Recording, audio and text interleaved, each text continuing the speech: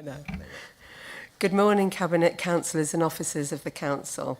I would like to remind everyone that this meeting is being webcast live, so please remain seated when you speak. Remember to turn your microphone off after speaking and on to speak, obviously, not just do what I did with the wrong button. And remind everyone that this is a professional chamber and I request respect of all members at all times. And it's also my discretion to allow members to speak as well. Thank you.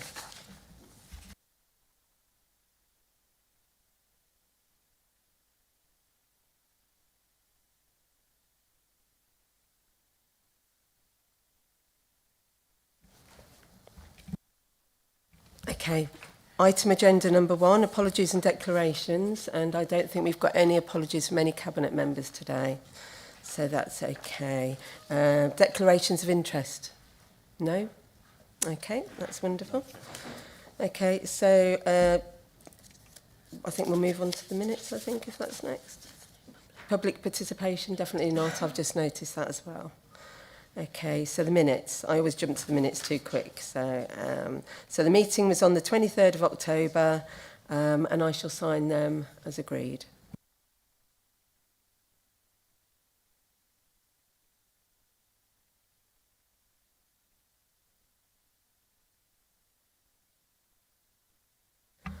So the first item is item number 4, Adult Safeguarding Board. So I invite Councillor Eacock to move the recommendations, please. Thank you, Chair. I move the recommendations set out in paragraph 1 of the report.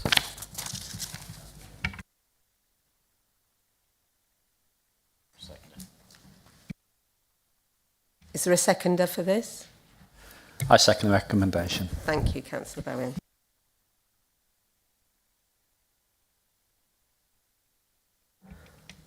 Councillor Eacock. Going to invite Professor Brown, Keith Brown. I invite Professor Keith Brown, Independent Chair of Worcestershire Safeguarding Adults Board, to provide a summary of the annual report of the board for 2024-25. Good morning, everybody, and thank you for inviting me. So I'm Professor Keith Brown. A little bit of background, I used to be the Director of the National Centre for Social Work until a few years ago when I retired. I am still a government advisor. I'm on the National Mental Capacity Leadership Board and I lead the national research into fraud and scams of the economic crime team at the City of London. And I'm also delighted to be your independent chair of the Safeguarding Adults Board here in Worcestershire.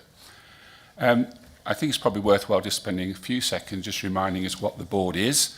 The board is constituted under the Care Act.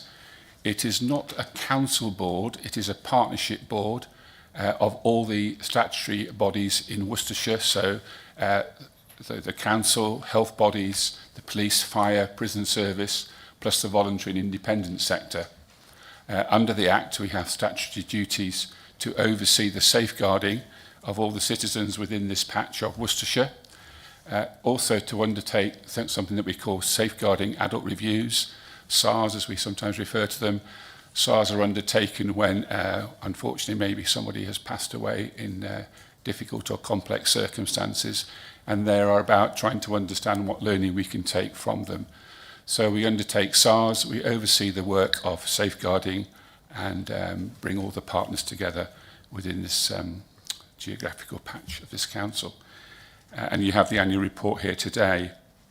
And when the Care Act was first written, I think it was felt that the idea of SARS was primarily to look out for what I would call bumps and bruises in care homes and in institutional residential care.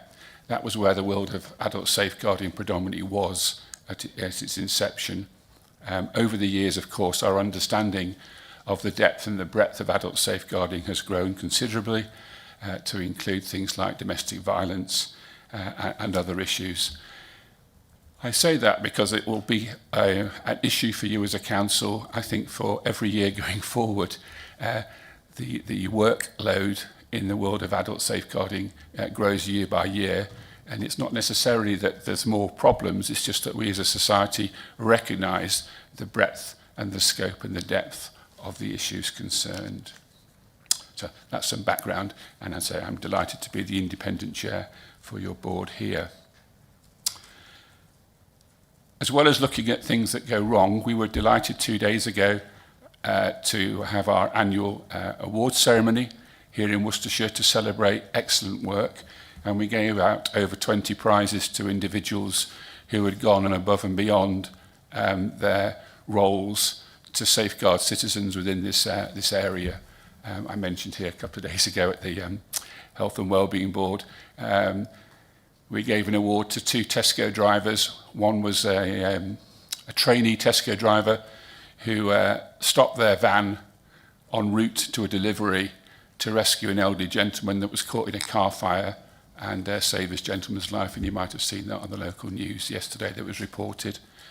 And also a lady, a nurse, who was on her way to her young child's school play when she witnessed somebody about to jump off a bridge and end their life. And she avoided going to her child's school play and was able to successfully talk that person down and save that person's life as well. And there were many examples like that. And I think it's important that we sometimes reflect on the many, many things that go well in our services, as opposed to just always focusing on the things that don't always go so well.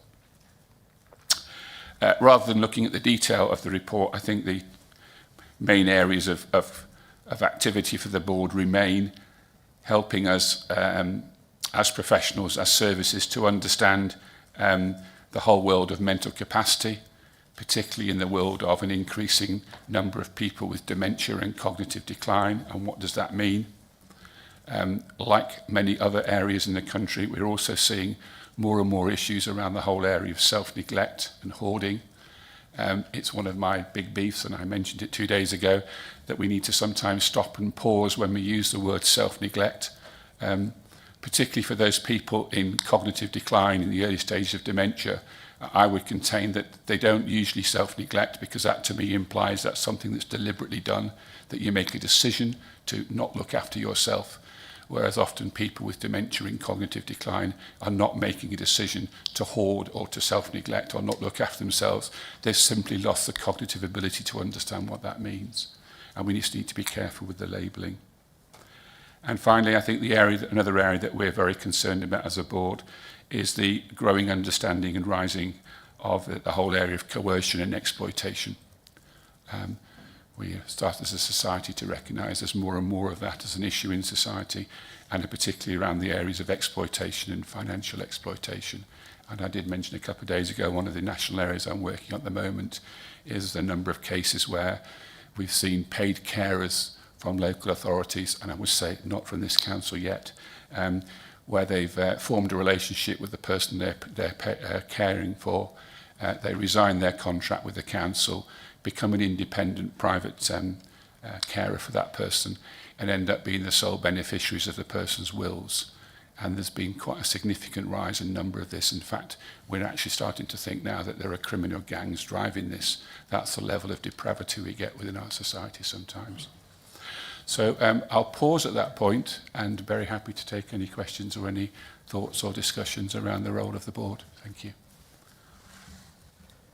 Councillor Eacock, have you got anything else to add before we take questions? Thank you, Chair. Yeah. Thank you, Professor Brown, on your excellent report. And I look forward to working with you on the Worcestershire Safeguarding Adult Board going forward, and ensuring the 2014 Care Act meets all safeguarding and adult social care needs as set out in your recommendations. I agree with your report on mental health and dementia, but I would like to explore with you and the board the problem we have with the elderly and vulnerable with loneliness, and going forward to see if we can do some work on that. Thank you. Thank you, Councillor Eacock. Have we got any other Cabinet members that want to speak on this? Councillor Bowen? Just a question really for Professor Brown, in terms of particularly the growing domestic abuse with the elderly and vulnerable adults.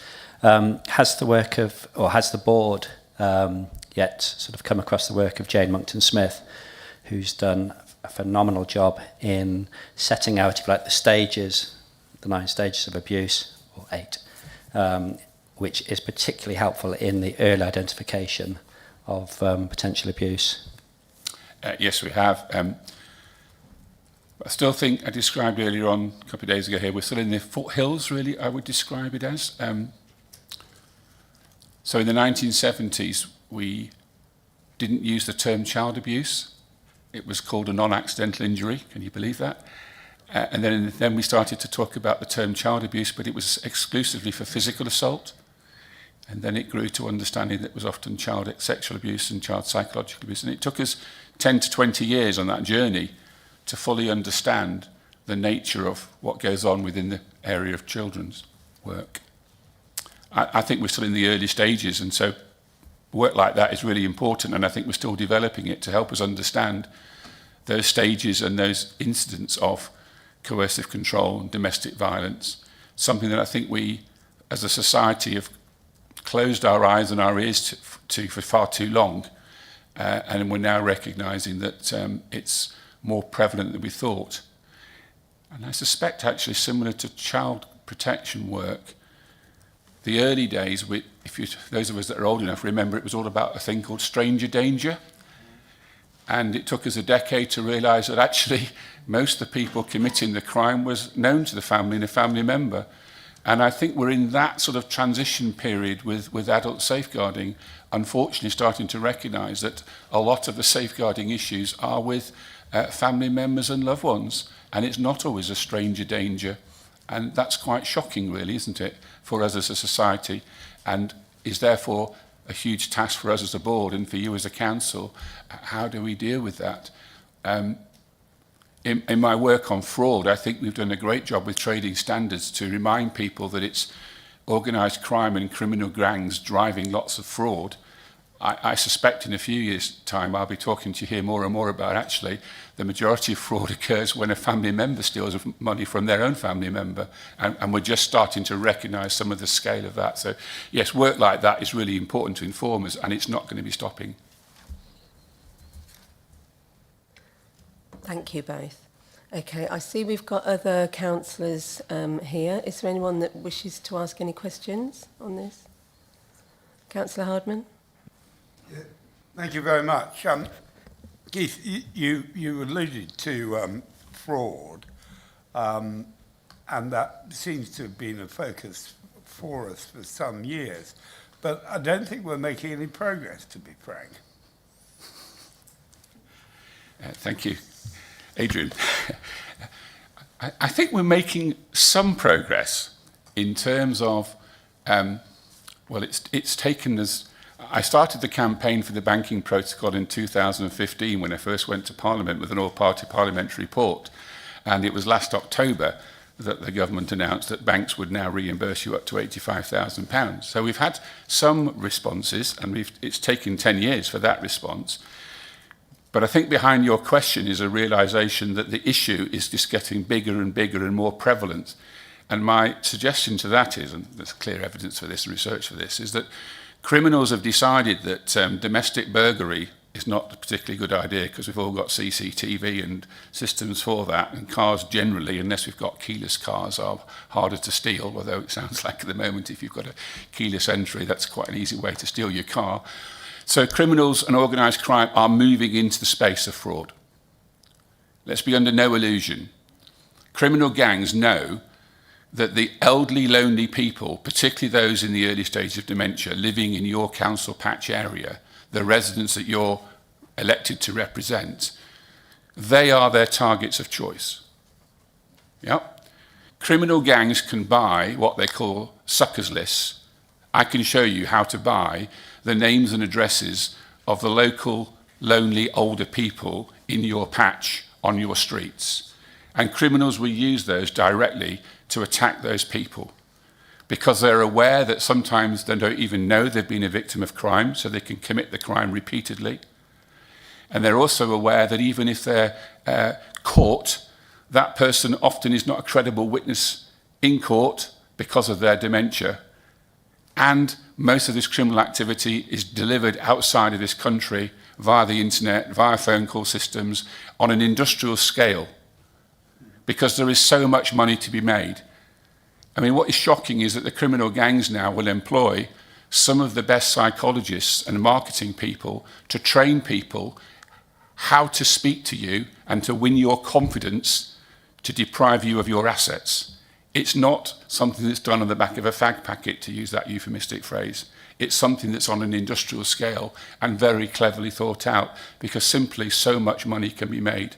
So I think although we've made some progress, I think you're right in your observations and your questions. We are behind the curve, and it feels like it's getting worse, and it probably is. Thank you for that. Councillor Kent, you've got a question? Yeah, well, it's a question, and also something I've raised previously. That I think with a new administration in place, it would be beneficial to hear. I think from Adrian's question and Professor Brown's reply, really, I had an incident with a resident within Whittle that I've talked about before, whereby exactly what you said in terms of a criminal gang was involved in taking a huge amount. We're talking about a six-figure sum. Yes. We're not talking about £500 or whatever else.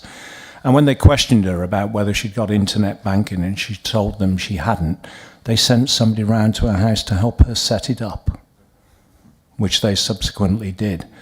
And we fortunately, one of the neighbours intercepted the Rolex watch that had been ordered through her credit card or whatever else, and stopped it being picked up by the person that was waiting outside the house for the delivery vehicle. Now, this isn't somebody just trying it on. This is proper, serious organised crime. And I'm seeing more and more instances of this type of nature. And I just wonder, what can we as a county council do about it? And I think the only thing we can really do, because we aren't the police, is make sure we raise awareness of these situations as much as possible. And that's probably something that we're not doing enough of. We do put, from the comms side, some very nice fluffy emails out there, but this is the stuff that will raise awareness with the families and make it very, very clear of what the situation is. If you've got an elderly resident living on their own, please do whatever this is, and so on. The banks are getting a lot better,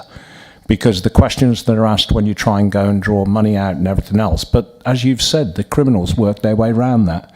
So I think really we've got to look at, when you've got an elderly relative, what measures can you put in place to ensure that they can't give this money away? I mean, my partner's nan bought 4 sofas in 6 months. This happens. And these are the types of things we've got to raise awareness of. And I think the only power we've got is the comms, but I've been interested to see what you think. Part of the problem is this, let's call it a crime wave, is happening so fast. It takes us a long time as society, as organisations, to catch up. And this is not meant to be a dig at the police forces, but TV programmes are all about police interceptors, aren't they? Let's drive a fast car and nick the baddies. And maybe what we need now is a new form of TV programme called Police Interceptor Intercepting the Scammer. Does that make sense? And it's a retraining of our minds.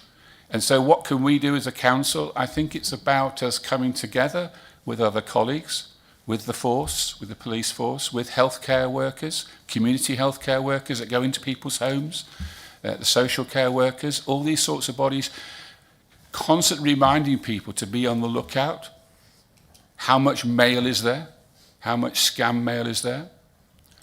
In one of the podcasts that I've got on my website that actually was delivered and funded by Worcestershire, I described my own mother.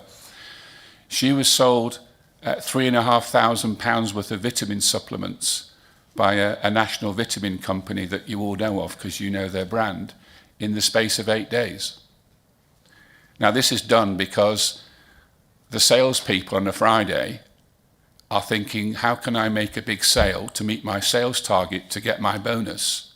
And they have a little book of telephone numbers of vulnerable people that they can sell to. And my mother had enough vitamin D to probably have killed half the street. So much so that I only discovered it when I went into her home, and we're talking 13 years ago this occurred, there were black dustbin bags full of clothing in the hallway. And I thought my mum must have been having a clear out to go at the charity shop. My mother had a lot of clothes.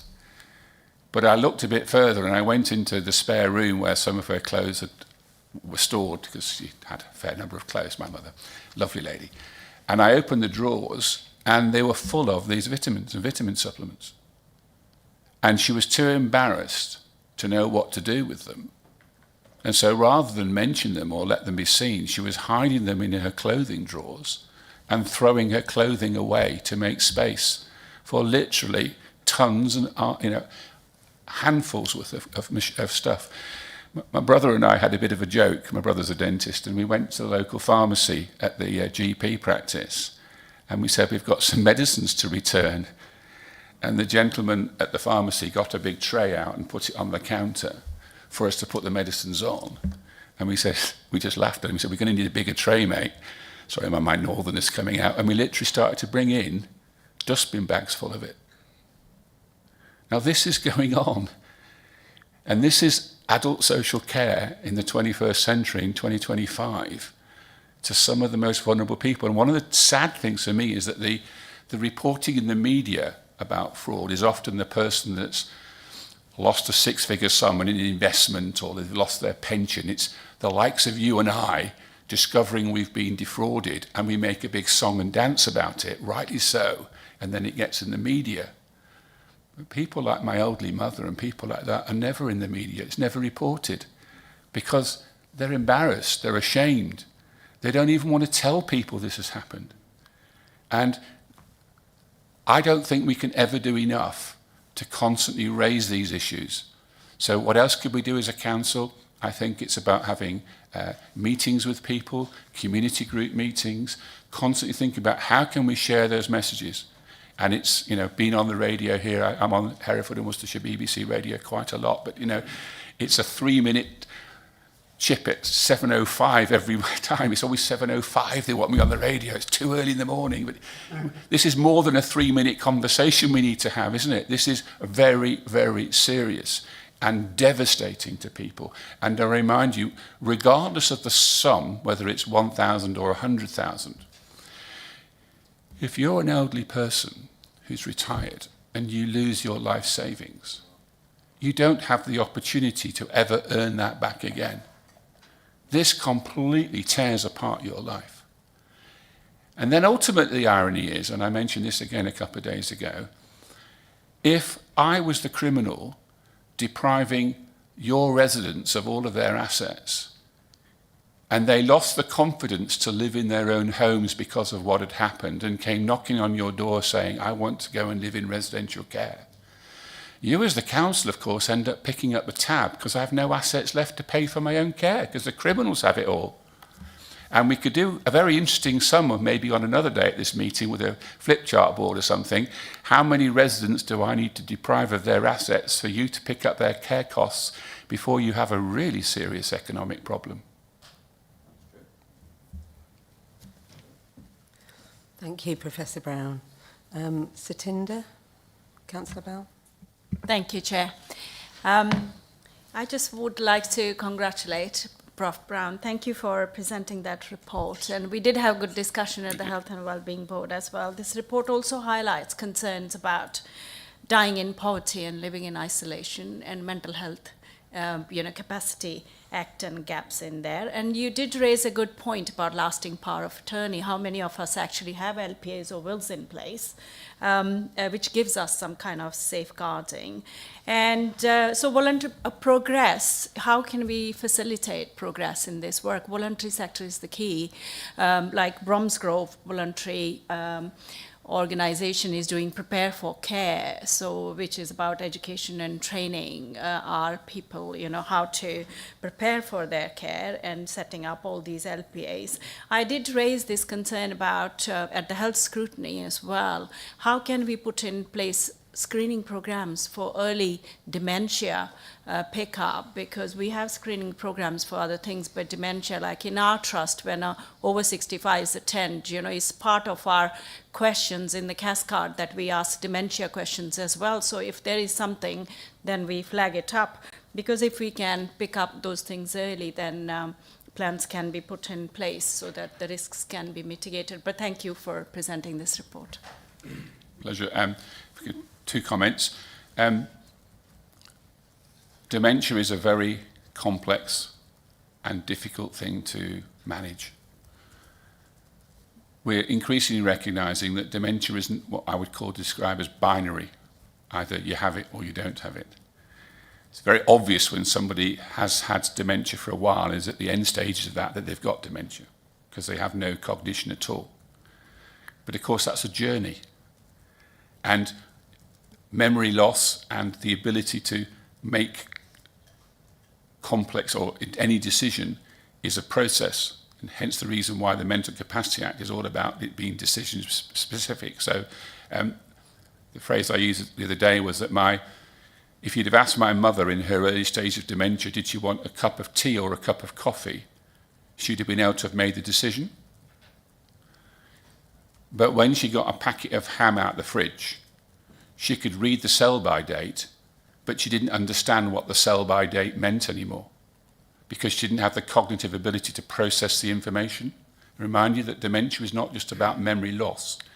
Dementia is about memory loss and the inability to process information and make sense of the information. By the way, that's the point there. If my mother had eaten the ham and got food poisoning, many people would say that was self-neglect.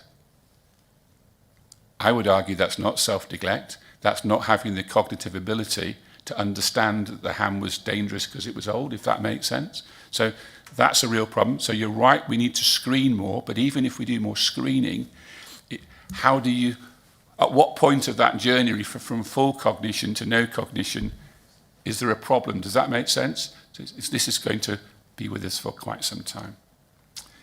The point about lasting powers of attorney, I challenged the Health and Scrutiny Committee here 2 days ago, who had their own lasting powers of attorney, and got people to put their hands up. I'm not going to do that with you now. However, I did it yesterday at our safeguarding conference that had some of the leading GPs, healthcare workers and social care workers in the room. And Bridget, there was 60, 70 people in the room, and there were less than 10 people with their own LPAs, and these are the experts in the field. So part of my challenge yesterday, and it's a backdoor challenge to you today, is we are only surely going to be able to influence society to do the right thing if we do the right thing.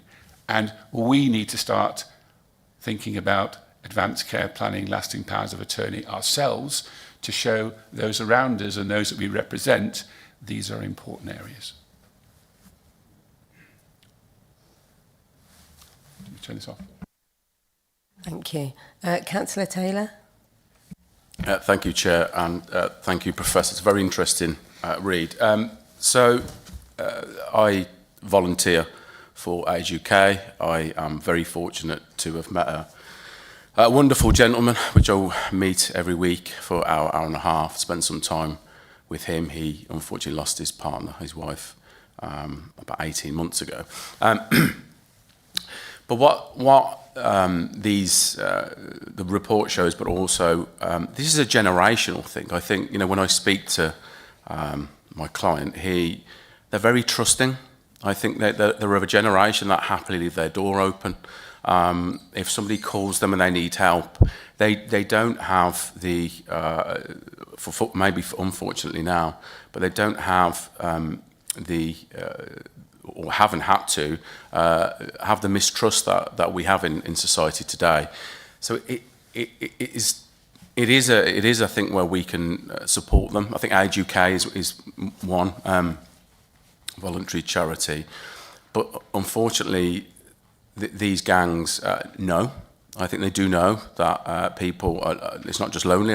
You can have couples the same. It is a generational issue.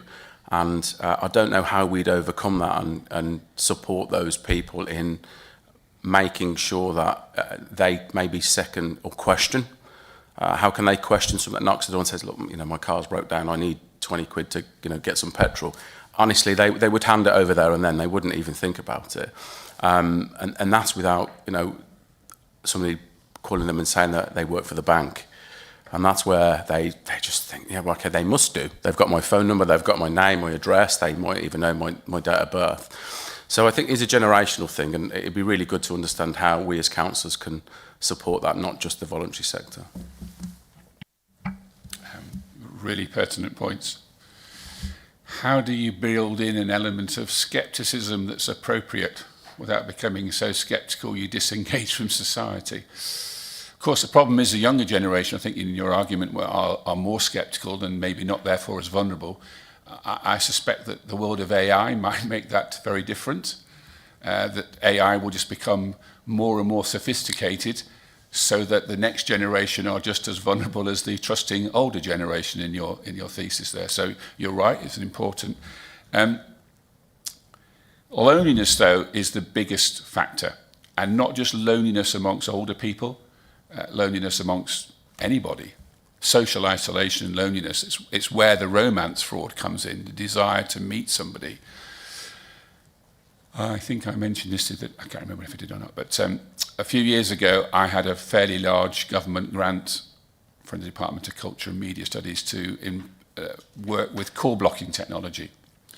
And the research was to install call blocking technology into lonely older people who had been previous victims of telephone fraud. And my research team's role was to go in afterwards and to see what difference the call blocking technology had made to the well-being of these people in terms of making them safe and feel more safe in their homes because criminals couldn't get through to them on the phone. It became one of the most complex and difficult pieces of research I've ever been involved in, because when we did the follow-up research, we discovered a very, very significant number of people had disconnected the call blocking technology because before it was installed, they were getting 10, 20 or 30 calls a week from criminals. And when the technology was put in, they got no phone calls. And they would rather have a criminal speak to them than nobody speak to them. And so they literally disconnected the call blocking technology. And I don't think we as society have fully got a grip with the power of isolation and loneliness and what that does to people psychologically.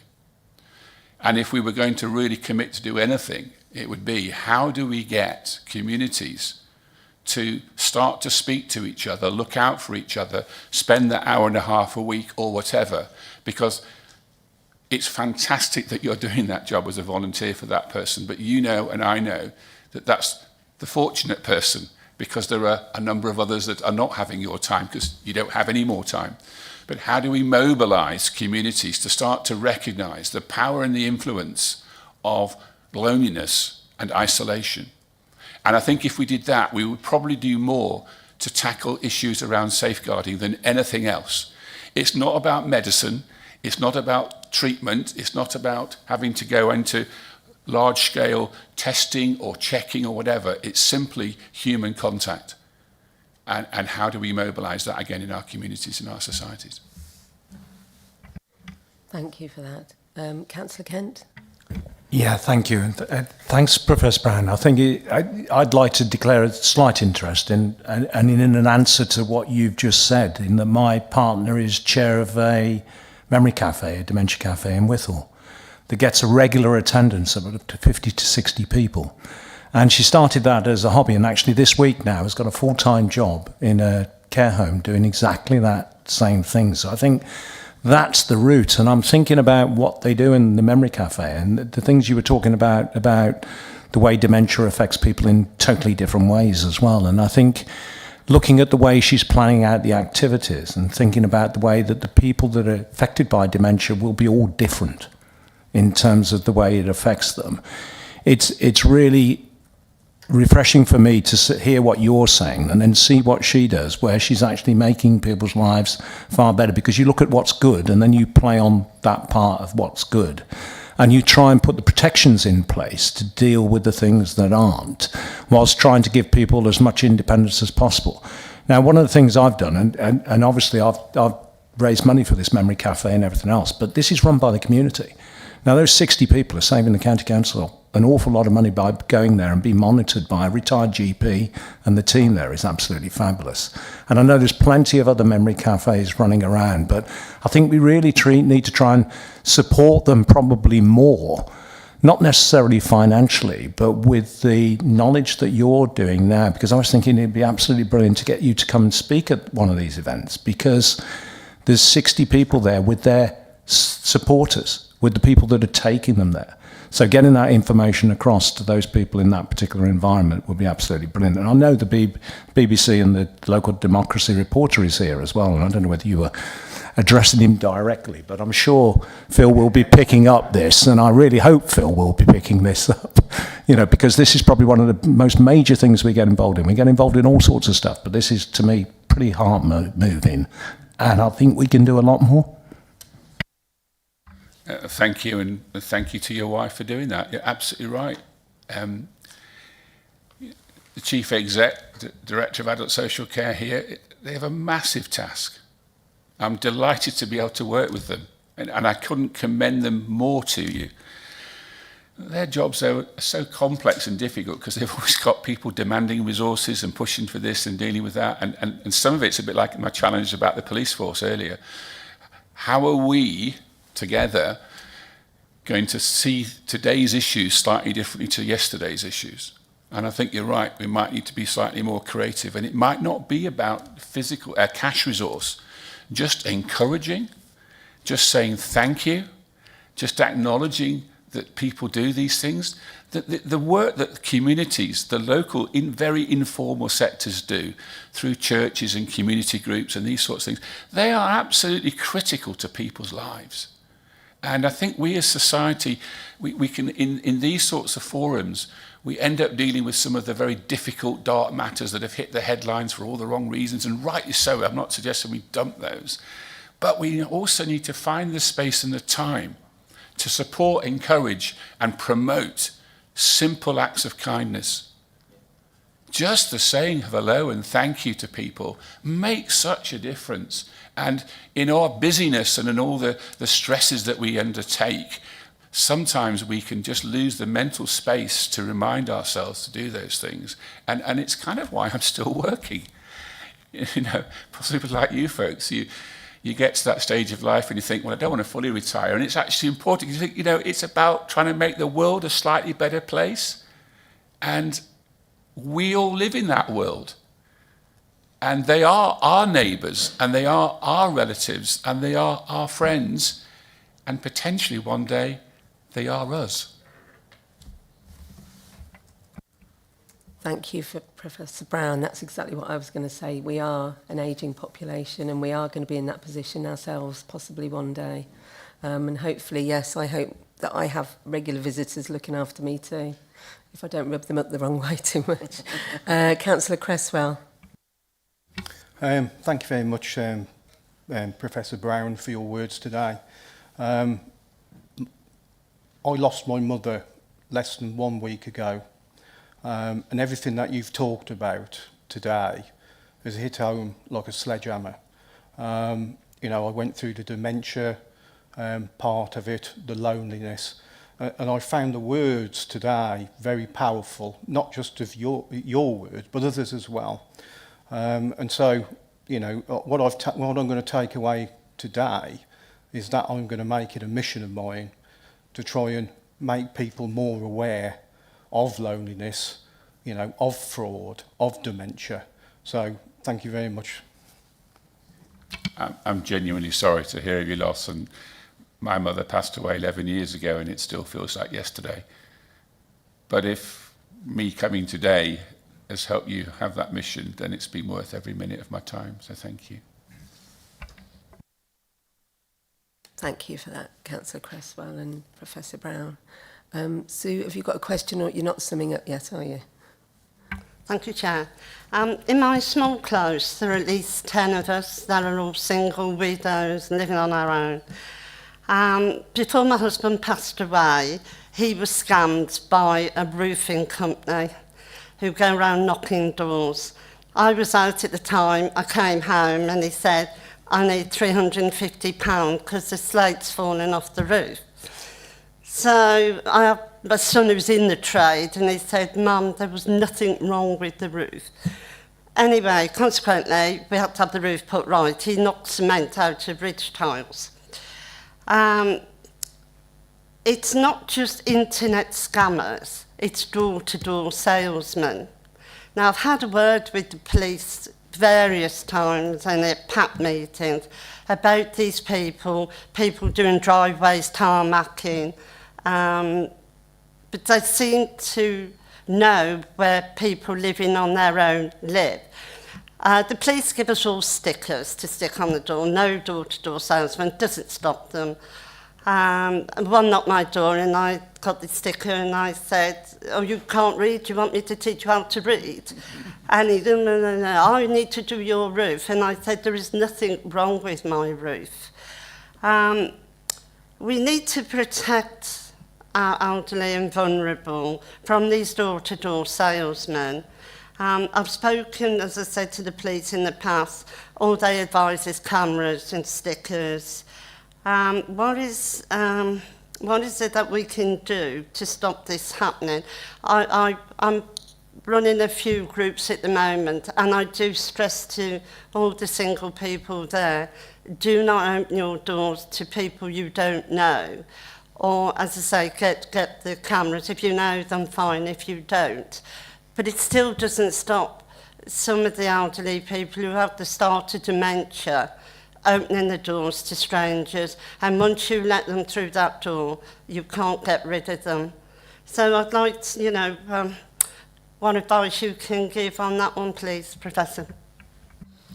I'm going to make an offer, because we could be here all day, and I'd love to be here all day with you, but you've got other things to do. If you'd like me to come back and have a dinner with you or a lunch with you and just share research and thoughts, brief you, have a conversation, I'd be more than happy to do that. I love sharing these things, as you can tell, but I can also aware you've got a large agenda. I've just seen the size of the papers. Door-to-door crime. I mentioned earlier that I could show you where you could download and buy the information of the lonely people on the streets around you. Believe this, criminal gangs will send people ahead of you, and they will, so this is what you need to look out for, they will mark the houses where there is a lonely elderly person with a sticker on the gatepost or the doorpost, so that those bogus builders or whatever don't knock on every house and waste their time.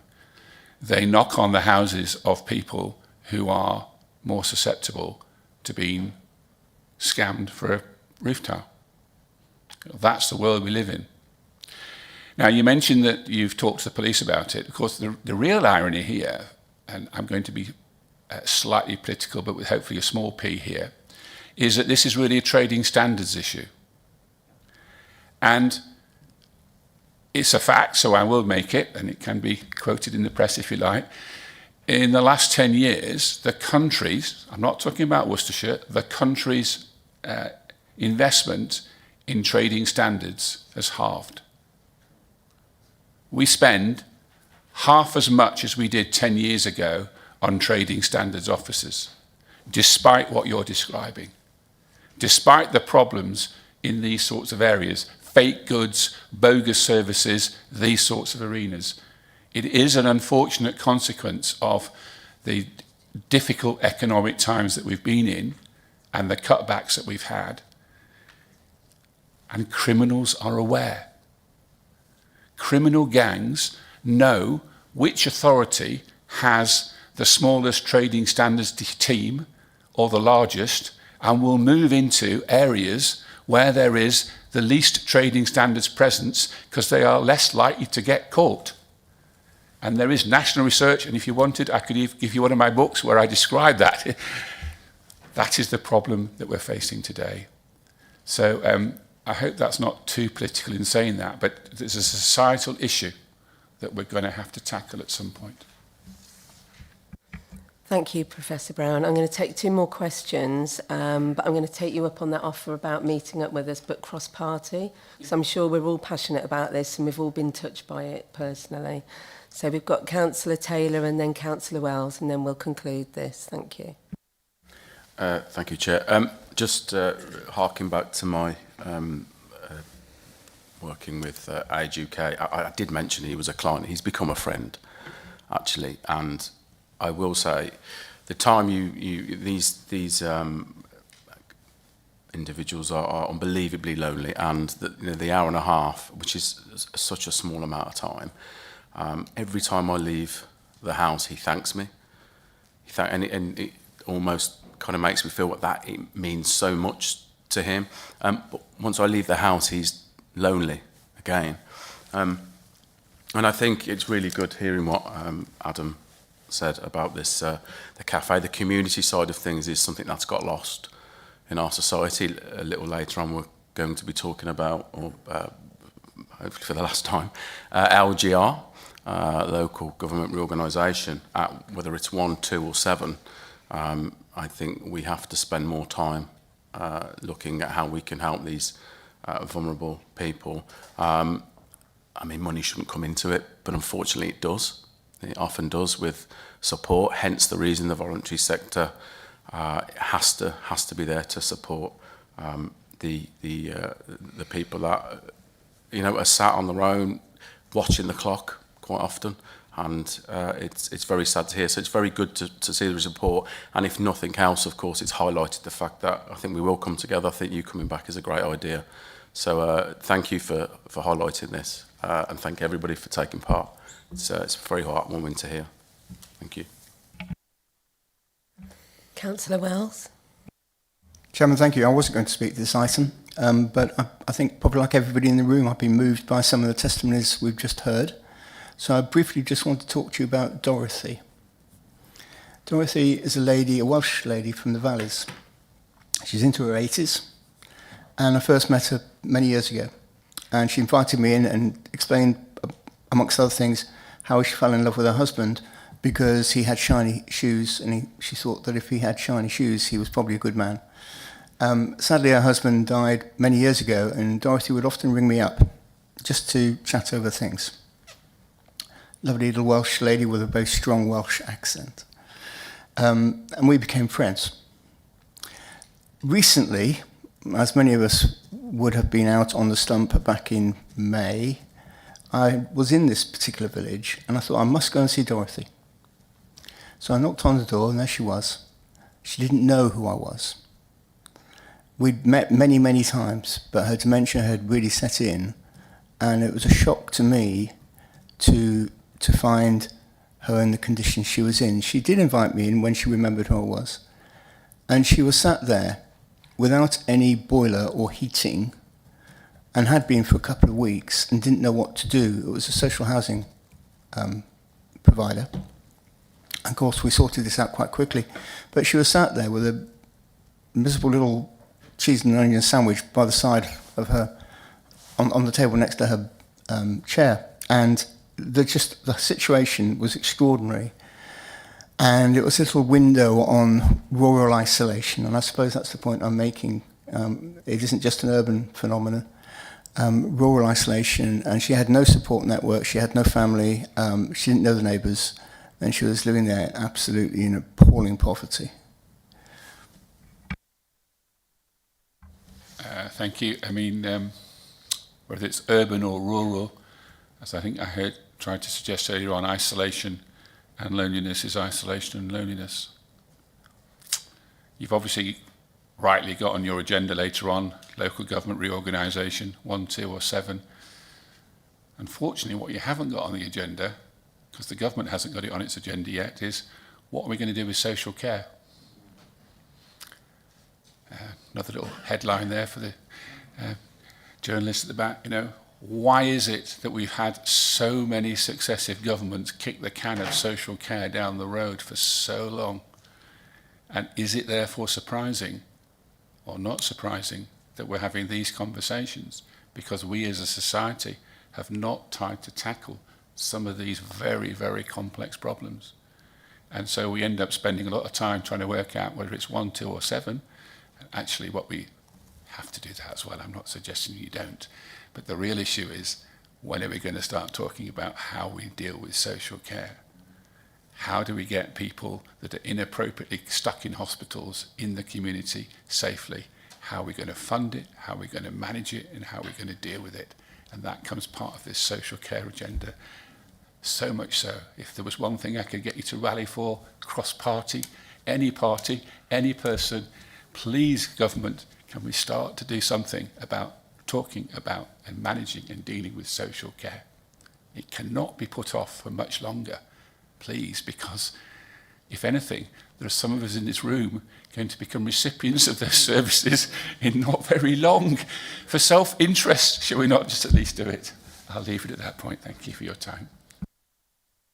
Well, thank you everyone for your contributions, and thank you, Professor Brown. And I think we all agree on what you've just said. I think it is very important. And yes, some of us are going to be there soon. Me, not too soon, actually. Councillor Eacock, have you got anything final to say before we actually...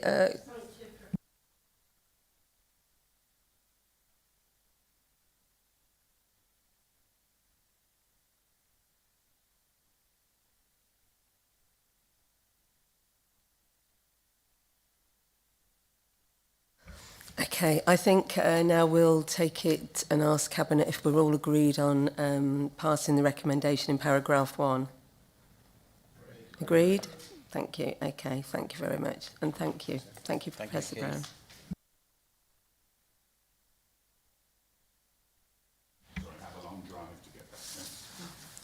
Okay, so we move on to agenda item number 5, which is the Adult Social Care Local Account. So I will be asking Councillor Eacock to be the proposer. Are you the proposer, Councillor Eacock? I move the recommendation set out in paragraph 1 of the report. Okay, and who do we have as seconder? I second the recommendations. Thank you, Councillor Foster. Councillor Eacock, would you like to speak Before now? I speak, I invite Mark Fitton to provide a brief overview of the local account. Thank you. Thank you, Councillor Eacock, and thank you, Cabinet. What you have before you here today is a statutory report that required as a county council to report on its adult social care delivery, looking back to 2024-25. The sort of general overview of the report I'll give you now, in the sense that the purpose and significance is clearly about ensuring accountability and transparency. So by publishing the local account, the County Council demonstrates how public resources are used in adult social care, showing its performance, spending, workforce and outcomes. It's also about that community engagement as well. So the report is a means to communicate with residents and service users, carers and partner organisation, and it enables feedback and encourages involvement and fosters collaboration in setting future priorities. It's also about planning for the future. The local account not only reflects on past performance, but also sets out our future objectives. It highlights key areas for improvement based on user feedback, demographic trends, and our strategic goals, and not least of all mindful of the recent on-site inspection that we had from CQC, where we will want to also reflect in terms of any improvements that we are challenged to make as we go forwards. So in terms of the content, it certainly aligns quite clearly, as you would expect, with the adult social care strategy, and it ties really in our approach in relation to adult social care and our priorities. Also gives some sense of our partnership working. So delivering in social care in Worcestershire is a collective effort. We've just heard from Professor Brown in relation to the breadth of the work that takes place, and it's not just about adult social care, delivering adult social care, it's about those wider partnerships as well, and the report talks of those partnerships. A key strand of the local account is about ensuring that people have access to high quality, reliable information and advice to navigate the care system and support. And not least of all, we touched as well again on the wider communications that we would want to potentially have with our adult population, that maybe doesn't require an adult social care service, but nonetheless have vulnerabilities in relation to all the things that we just discussed in the previous report. The adult social care account also talks about our challenges and opportunities, really. So it talks about our demand pressures. We have an ageing population. In Worcestershire, we have a higher than average, national average older population, 65 plus population and 85 plus population in Worcestershire. So that's one demographic. But we also are seeing the challenges now coming through in relation to our adults of working age, 18 to 64 age group, in terms of the particular, perhaps if I can say, life expectancy of those individuals is now that they are living longer into the future and are requiring care and support in relation to them living as independently as possible. Also alludes, I'm sure, to our financial constraints. We've, again, referring back, we've heard the comment that was made at the end of the last report in terms of the constraints that we have from a national position and also a local position.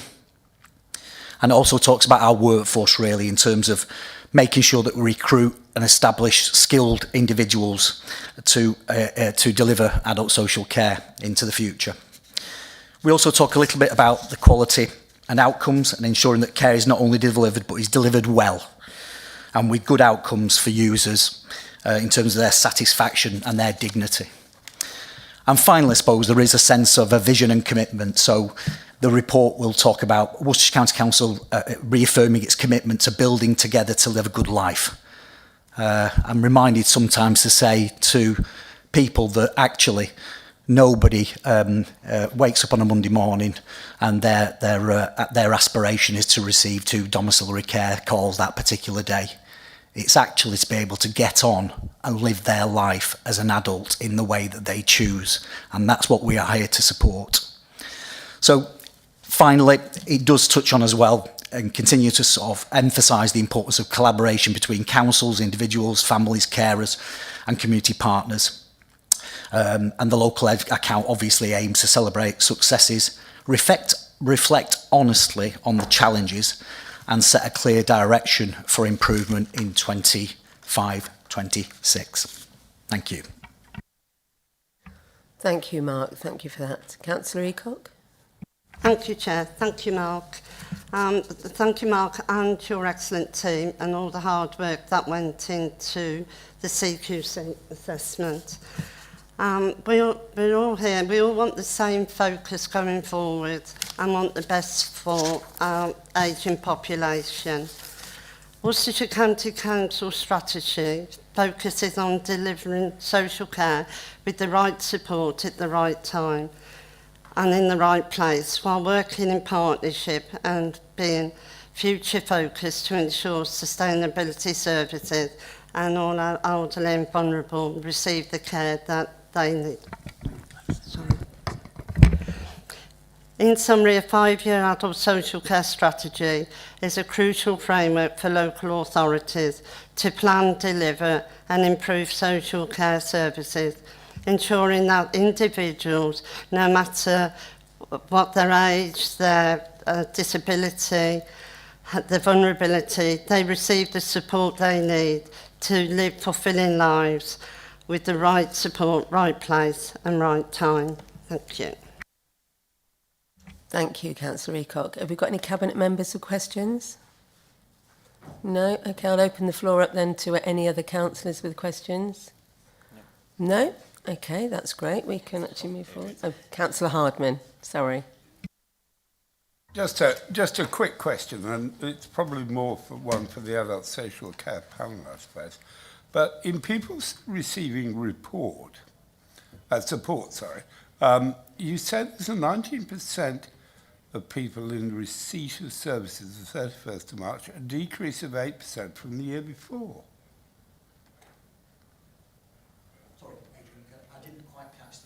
Sorry, I didn't quite catch your first comment before. In your report, in the section people receiving support, there is a statement that 19% of people are in receipt of services on the 31st of March 24, a decrease of 8% from the year before. Now, is that because the the front door is working more effectively. It's just a very surprising statistic. And we have seen a real impact being made at the front door, although it continues to, I suppose, fluctuate maybe from one year to another from that point of view. Certainly in terms of the outturn for 22-23, moving into the budget setting for 23-24, we predicted at that point about a 6% increase in numbers moving or for the outturn of 22-23. In fact, in the end, by the time we got to the outturn, it was actually 7.1%. So it just, I think, demonstrates that our projections aren't always as accurate as they can be, and it's obviously very difficult to determine what the impact will be. I suppose that year 23-24, Councillor Hardman, moving into budget setting for 24-25, our outturn at that point actually was 0.8% increase in the numbers of people. So that does demonstrate, though, from an outturn the previous financial year of 7.1% increase to 0.8% increase. Now, your mind certainly then goes to we getting things right at the front door, because that's our main line of addressing the demand that comes into the service. However, currently in this financial year, we're around about 2.6% projection to year end as it stands in terms of increase of numbers.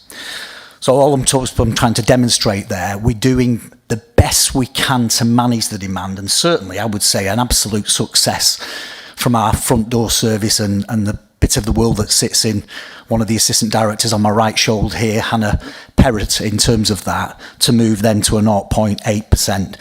But that doesn't mean that we can, I think there's a sense that whilst we have a duty to prevent reduced delay, the delay element of that sometimes means that at some point in the future, that demand is going to come through. So I hope that sort of answers your question, Adrian. I'd have to have a look at the absolute figures, but that sort of sense of what we certainly saw at the beginning of 23-24 into 24-25 in terms of the decrease in that particular demand coming through. Thank you, Mark. Okay, have you got any further question on that, Councillor Hardman?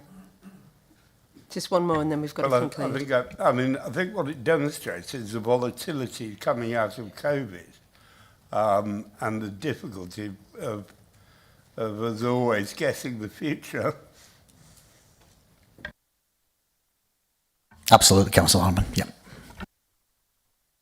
Okay, I don't think there's any more questions. So I think we'll move to conclude the discussion and ask Cabinet to vote on the recommendation in paragraph 1. We all agreed? Agreed. Thank you.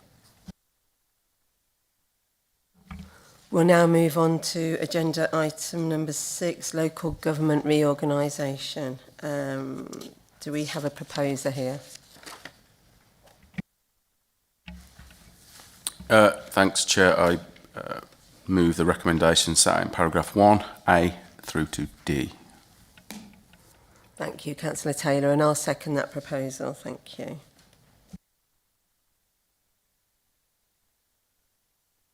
Yep, if you want to speak about this, Councillor Taylor, please. Yeah, thank you, Chair.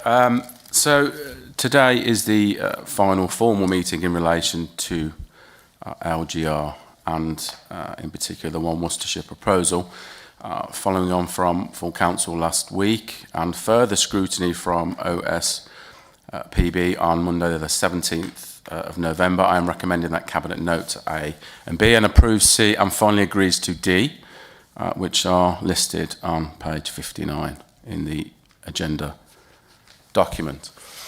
For the benefit of anybody who may need a refresher, I will provide a quick overview of the project's history and key developments before moving back to the main points of this part of today's agenda. So let's go back to 2024. The UK government requested that councils across England propose new structures under its English devolution white paper. The goal is to streamline services and governance and ensure a more efficient, fiscally sustainable council at local level. The County Council, then led by the previous Conservative administration, embarked on a generational change in circumstance for our county. Two options were considered, a north and south option, and what we have here, a one unitary council option, also known as One Worcestershire. Both options have been considered with full appraisal to determine which strategy would give the best outcome for our residents. It does mean that we as residents of Worcestershire are at a political, operational and financial crossroads. It is of course worth noting, going forward, it will be the Labour government that will ultimately make the decision on the future of our wonderful county. As Cabinet Member with responsibility for LGR, my support for this proposal is more than structural reform. It is a chance to build a more efficient, responsive and community-focused local government. History may not be a subject I excelled at in school, but this week I was reminded of its importance during a visit to one of the 23 fantastic libraries we have across Worcestershire.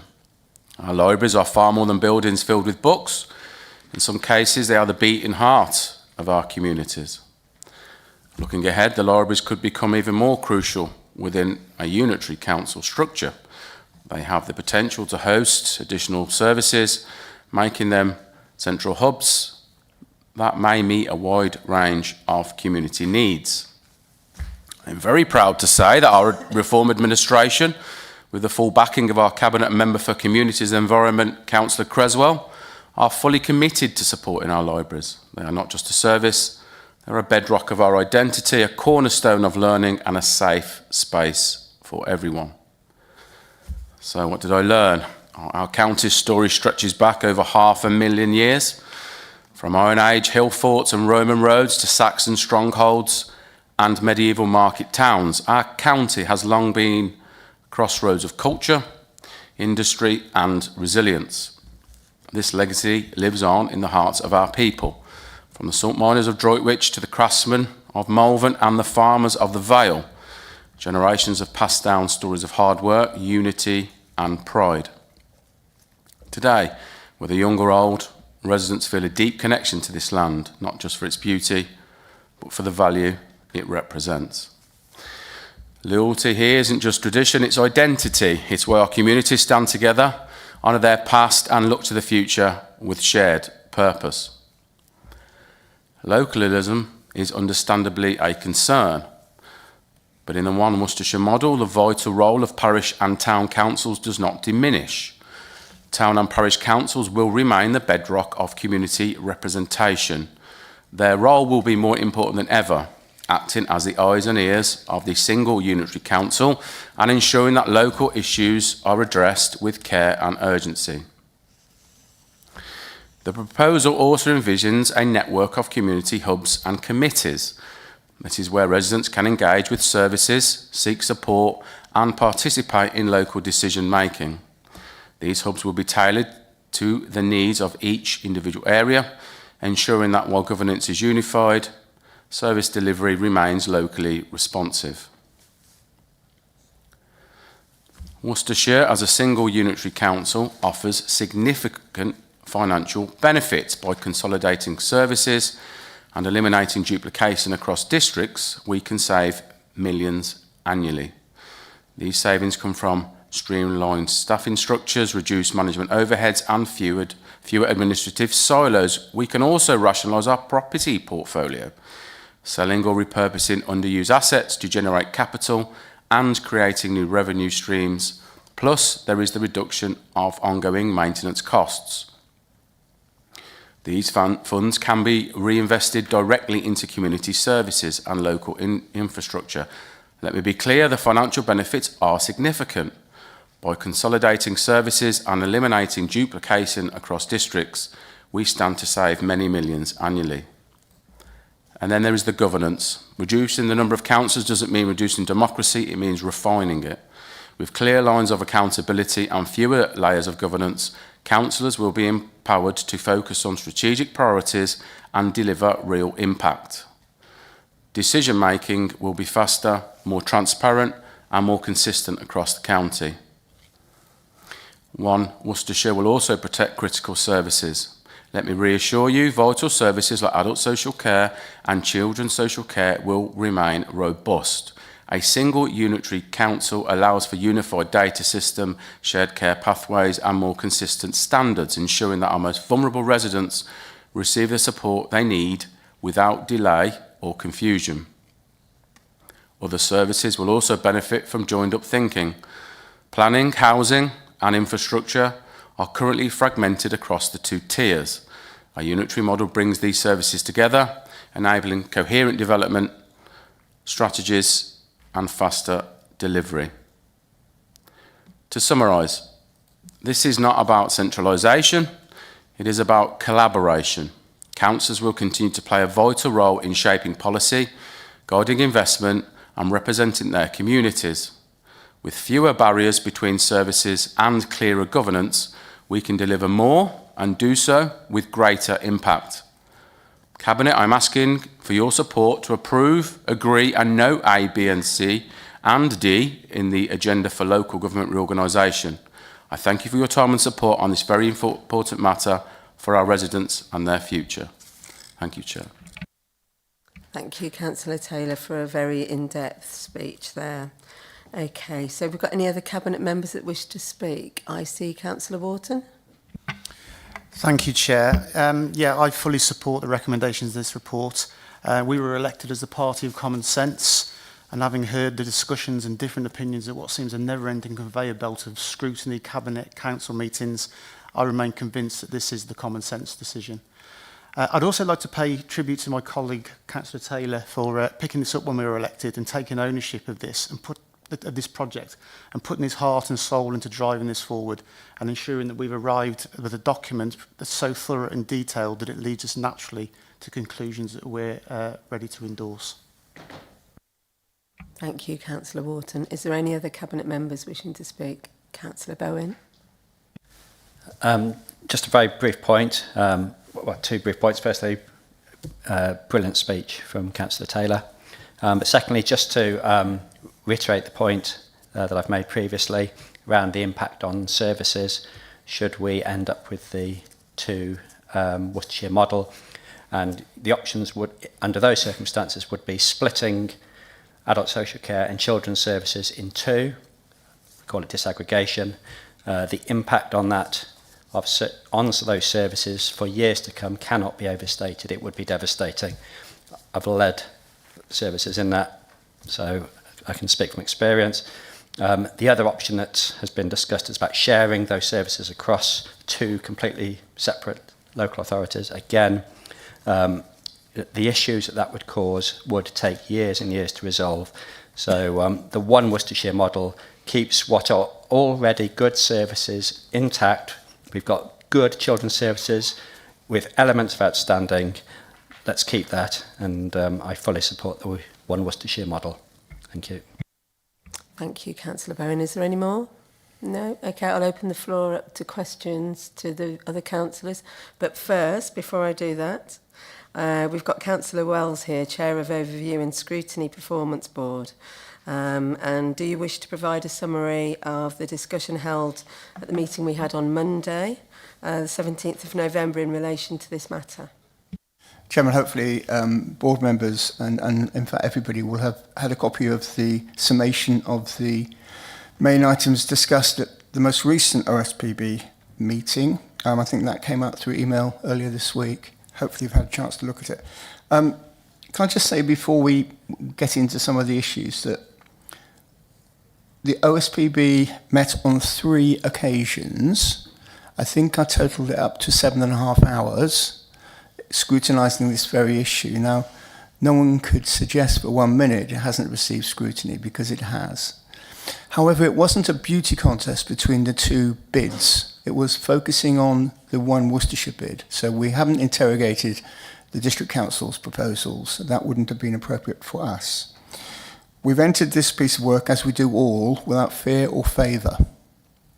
And I, for one, have no political agenda to pursue, which means we can be objective and that our decision-making and our recommendations can be evidence-based. That's what we try to do. The other thing that's important is the relationship between the OSPB and the cabinet members. That has to be very constructive, otherwise we're lost. Scrutiny has no role unless we can engage in a meaningful way. And on that basis, I would like to thank the cabinet members, particularly David, for their contributions and attendance at these meetings. You've appeared much more relaxed within your new roles now, 6 months in, and I thank you for your candour. So, turning to the issues themselves, I think the finance modelling is compelling. I don't think there can be any doubt that the model that's being presented today will achieve significant reductions in expenditure and efficiencies and avoid duplication. So, on that basis, it's got a tick in the box. There's a question mark in the other box, though, and that is about community engagement.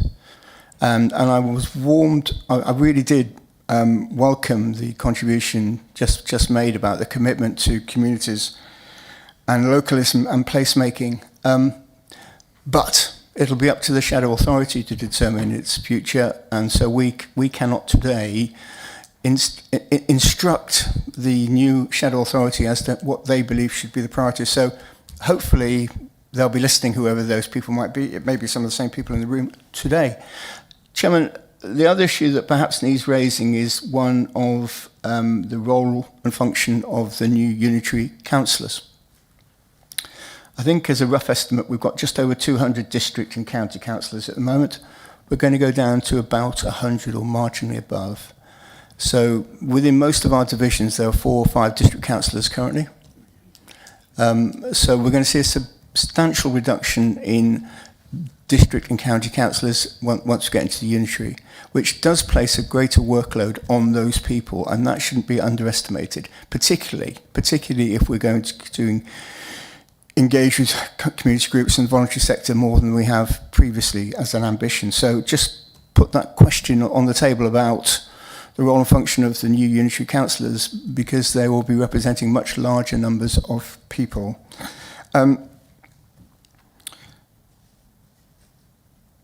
There was a comment, I think, on an email that I read this week about where are the actions from the 7.5-hour scrutiny meetings.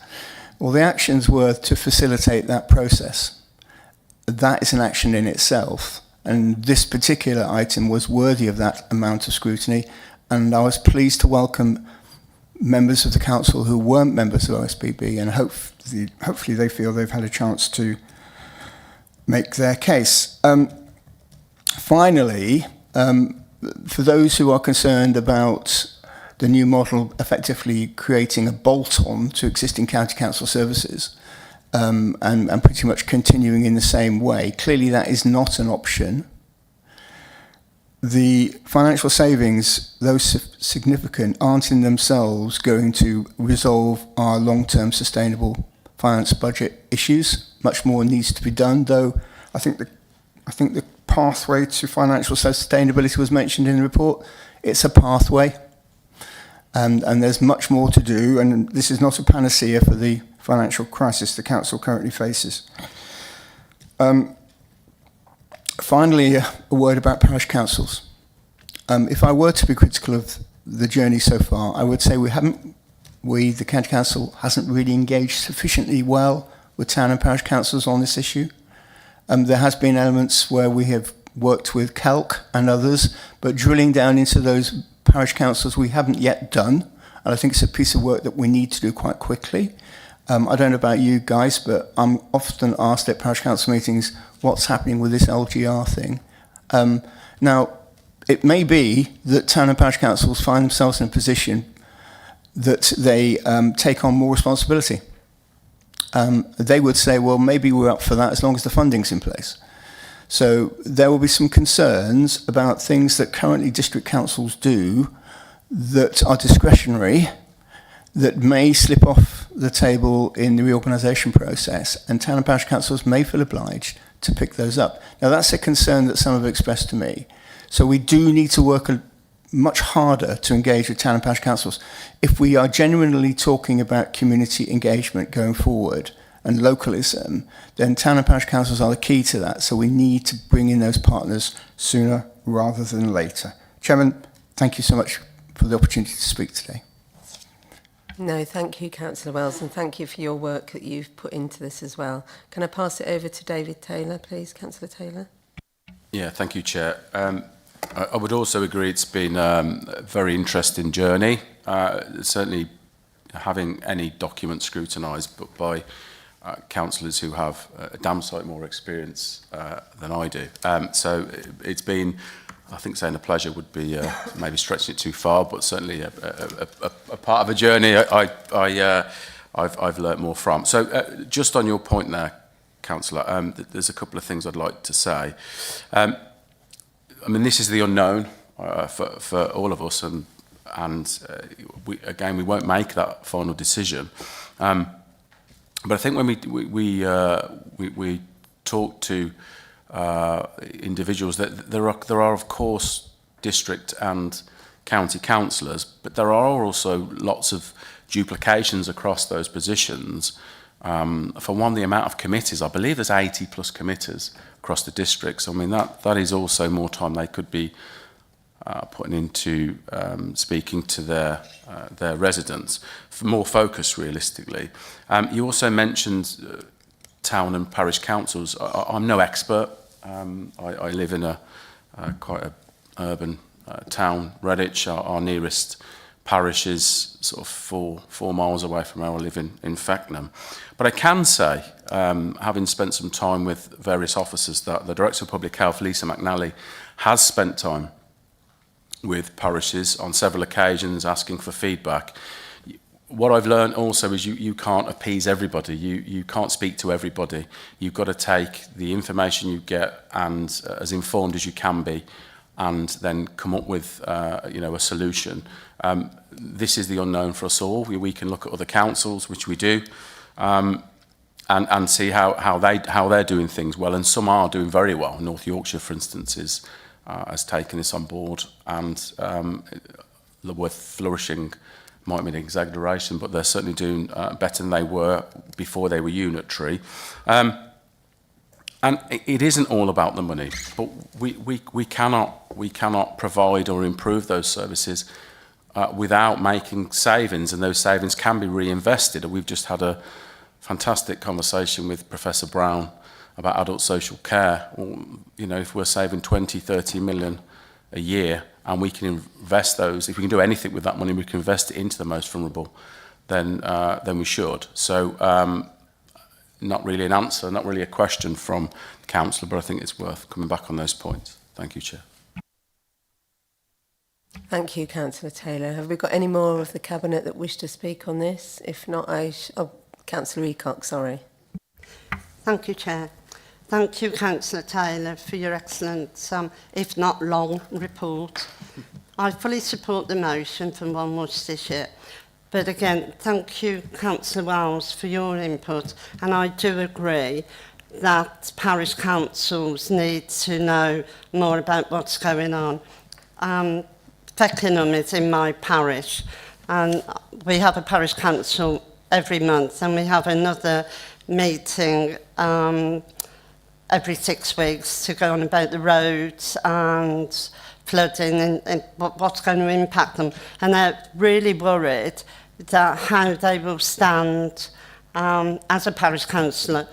Will they stand alone, or will they come in under Redditch's umbrella? Thank you. Thank you. Councillor Taylor, do you want to respond to that, or should we just move on to questions? Continue. Okay. First question of the floor then is Councillor Kent. Thank you, Chair, and thank you, Cabinet. It's a bit of a statement, as I'm sure you probably expect for something this big, but there is a question built in there, so I'm sure Hazel will be happy that I meet the relevant criteria. So, yeah. I suppose, coming back to this is now nearly 12 months of debate analysis and challenge. And we're now at the point where this Cabinet is submitting its view on the future shape of local government in Worcestershire. Throughout this process, there's been conflicting views across our councillors, parties, district councils, and even now I hear MPs. So we've seen information, misinformation, and self-interest. That's natural. Change of this scale is affecting every organisation and every individual. Some colleagues and officers have argued for division for 2 separate councils or for retaining the status quo. Well, the new status quo. But I've been clear from the beginning, way back to my election in 2017, unwavering, that the best outcome for Worcestershire residents, in my mind, is one Worcestershire, a single seamless authority for the whole county. This is not about what works best for councillors or what works best for officers. It's about what works best for the people we serve, our residents. I ideally would like to see councillors kept at the number they are now, not 114. And I would hope that that is the question, really, that you would take away that view, because I'd like to see councillors rewarded slightly better, but based on productivity and input, and be able to attract more professional people that can really serve their residents well. A single authority will, clearly, as we've heard, both from OSPB and all the scrutiny we went through, and it was an excellent scrutiny meeting this week, cost less. It clearly will remove duplication and provide a consistent, joined-up approach to services, from social care to highways, from housing to education. It will allow us to work more effectively with our partners in health, policing and business, and it will ensure that every pound is spent where it delivers the most benefit. And nowhere is this more obvious than housing. We've had the ridiculous situation for years, and this has been one of the big challenges, whereby we deal with the infrastructure, the district council deals with the building. Never do the two go hand in hand. You've got different councils with different political views, and it's always been blame apportionment one way or the other. This will cure that now. And we've now got even higher demand and more complex housing needs, an increasing strain, particularly in my area in the north, from Birmingham's unmet requirement. Without a single county authority, without the things we're seeing at Worcestershire Parkway, sharing across the whole of the county, the north risks becoming the default dumping ground for Birmingham overspill. A 2-unitary model would leave the north with fewer resources, less influence and far greater exposure at exactly the time when stability and strength are needed most. A divided Worcestershire would have divided priorities and duplicated leadership at the very moment residents expect clarity, accountability and value for money. And I've yet to see anybody who understands the model being put forward as an alternative in terms of adult social care. I've listened to the debates and it's quite clear not many people really understand what's being pitched or how it will work. One Worcestershire offers the only credible path in my mind to stability and sustainability. It provides the scale to meet demand, the strength to attract investment, and the unity required to deliver for every resident in every corner of our county. That's why I've campaigned for it incessantly since that date I was elected, demanding it, and why I believe you're making, I hope, the right choice, because I do believe one Worcestershire is one council, one voice and one future. Well said, Councillor Kent. We don't usually agree. Well, sometimes we do. But I agree on what you said. And I think we've both been in this for the past 12 months. And I think we've been on the same alignment ever since. So thank you for what you've said. That's been great. Thank you.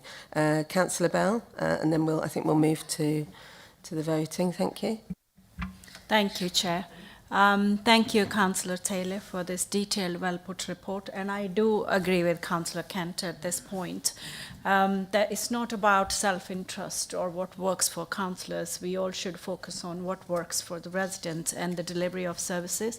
So there's one example which we already have from public health point of view in this council with the public health data and the outcomes which we have, which outperform compared to national average, and which we've been doing as a single council, how we engage with the community stakeholders and partners, and we deliver that work. So that has been working well, and going forward for one Worcestershire would be a good example for us to take forward from health point of view. Thank you. Thank you, Councillor Bell. You've put that very well. Councillor Hardman? I do have a question for Councillor Taylor. Because I often think the weakness of the PwC report is that it tends to focus almost entirely on structures and the financial case, which is not unsurprising if you employ a group of accountants rather than on residents. Now, I took part in two roadshows where the main topic of that was, of course, selling of One Worcestershire or discussion about One Worcestershire. And I was very intrigued at the overview and scrutiny to hear you say that you've been running Pacific focus groups on this, but nowhere in any of the reports have I seen any results as to what the residents are actually saying about this, either from your focus groups or from the Have Your Say roadshows. So there seems to be an absolute silence on that. And I do also think that it's a bit of a mistake that you're taking forward a report that, of course, doesn't talk about council tax harmonisation, because I still maintain that my residents will get a surprise in 2028 when they find that their council tax has risen due to your structural reform by £165. Thank you, Councillor Hardman. I'd like to just ask you, I didn't meet you at any of these roadshows, and I think I attended the majority of them, but well, thank very you for your oddly, comments. Chairman, Leader, I'm afraid to say you weren't at more than one, although you were carded to attend. And you went to the Bromsgrove one, which was a very hot day, let me tell you. Can I just state something there, that it actually coincided with another one, so it must have been two that we had on the same day, so that's why I wasn't in Bromsgrove, but thank you. Undoubtedly, you were sunbathing at Astwood Bank, the carnival there. Well, thank you for that, but I don't sunbathe anymore after my skin cancer. Thank you very much. Councillor Taylor? Yeah, thank you, Chair. Just to go back very quickly on the point of focus groups, the focus groups that I set up, Councillor, were with staff who are also the vast majority residents of Worcestershire. The overwhelming majority of those focus groups were in favour of One Worcestershire. I fielded questions from, I would say, the people in the know at that particular time in their individual positions, how they, some felt threatened, because of course it's the unknown. People are obviously scared and worried about change. So, but I take your point. I think I've looked at the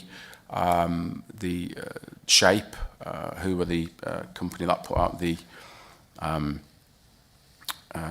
to the residents 4,000, I think 300 replies, which is a very small amount, and I'm not saying it should be discarded.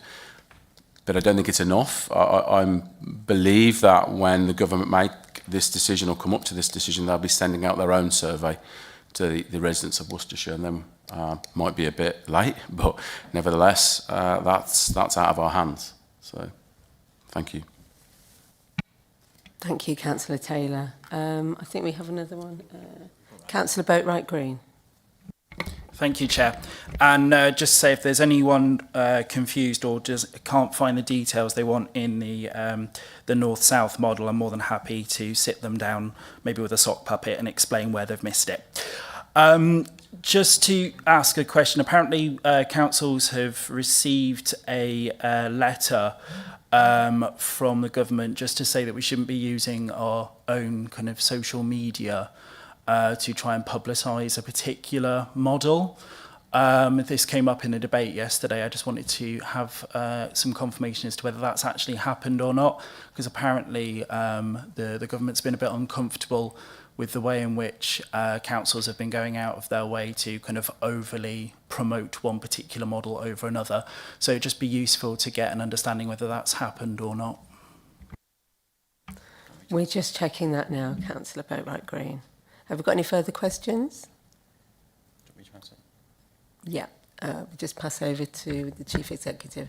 I'm not aware of a letter specifically about our social media. We have been very careful not to overly promote. We've done it throughout. I see you pulling a face. I think if you look at both sides of the equation, I think clearly we can go out and inform people there is a document We've told them what the document is, and we've left them to make their own conclusion about it.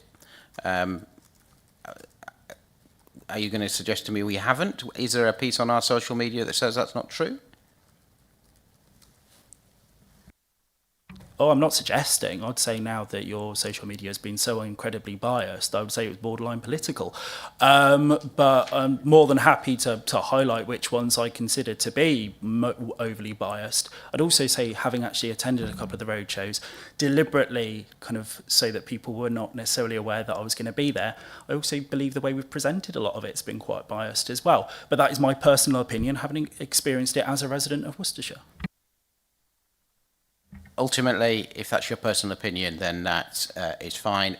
If it is challenged formally, we've not had any inference of that from government. We have sent our bid through to the regional office for them to check that it's compliant. They have sent it back and said, yes, it is fully compliant with the 6 criteria. We've had no issues from any position about us saying that any of our data going out has been inappropriate or breaching that. I think there are some from southern unitaries bids that have been really quite pointed. I don't think ours are. If you remember, we waited until the end to publish ours so that when we made a comment to people, they could look at what is the data rather than just simply making statements. So happy to take the criticism if you want to point that out to us. I'm fairly convinced we haven't done anything inappropriate, but always happy to be challenged and look at that and see where your concerns are. Can we just ask the monitoring officer, Hazel Best, to step in here, please?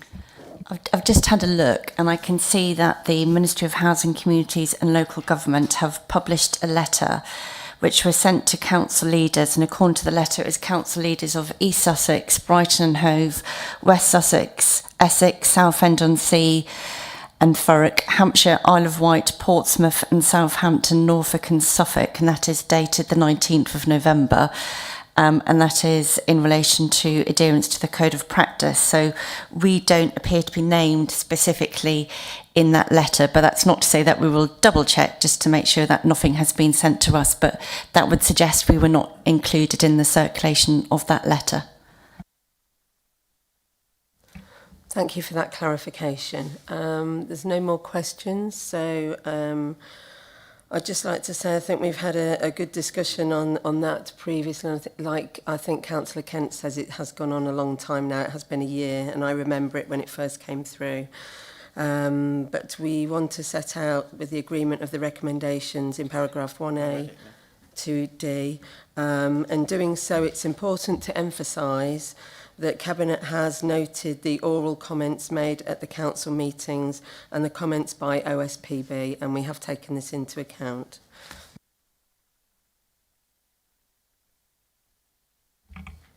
Sorry, I didn't think I had my mic on then. So we want to set the recommendations out and ask if the Cabinet is in agreement with this. Agreed. I think that's a majority. Thank you. So that's agreed. Thank you.